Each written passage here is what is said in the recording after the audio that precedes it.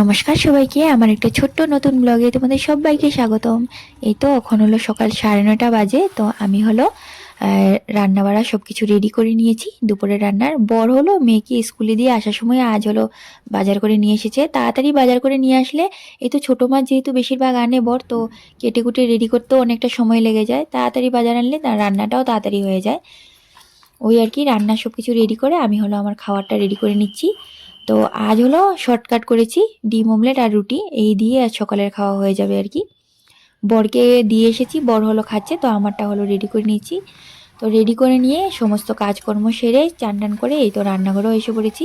তো আজ বানাচ্ছি হলো শাক, লাই শাক বানাবো, আর হলো লাই শাকের বাটা করব, আর হলো ট্যাংরা মাছ করব মূলা দিয়ে, আর হলো ডাল। এটাই আর কি রান্নাবান্না আজকের। তো এখানে আমি যেহেতু রেসিপিগুলো দিই, যেভাবে পারি আমি ওরকমভাবেই দিই। তোমরা যারা যারা আমার রেসিপিগুলো দেখো আর কি, তারা তারা জানবে। আর রেসিপিগুলো কীরকম লাগে বা আমার ব্লগটা কীরকম লাগে তোমরা কমেন্টে অবশ্যই জানাবে। তো এখন হলো রান্নাবান্না করে নিচ্ছি আমি।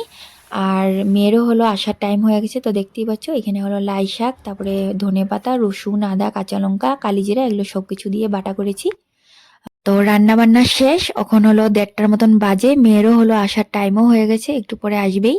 তো ঠান্ডার দিন যেহেতু নারকেল তেলটা হলো একদমই জমে যায়, তো আমি করি কি রোদে দিয়ে রেখে দিই সকালবেলা। তো দিয়ে এটা গলে যখন যায় একটা কোটার মধ্যে ঢেলে রেখে দিই। কোটার মধ্যে ঢেলে রেখে দিলে মানে নিতেও অনেকটা সুবিধা হয় আর কি, জমে গেলেও মানে হাত দিয়ে নেওয়া যায় সহজে। এই তো মেয়ে হলো স্কুল থেকে এসে পড়েছে। তাহলে এই ব্লগটা এইটুকুই। ব্লগটা ভালো লাগলে অবশ্যই একটা লাইক করে দেবে। Thank you for watching.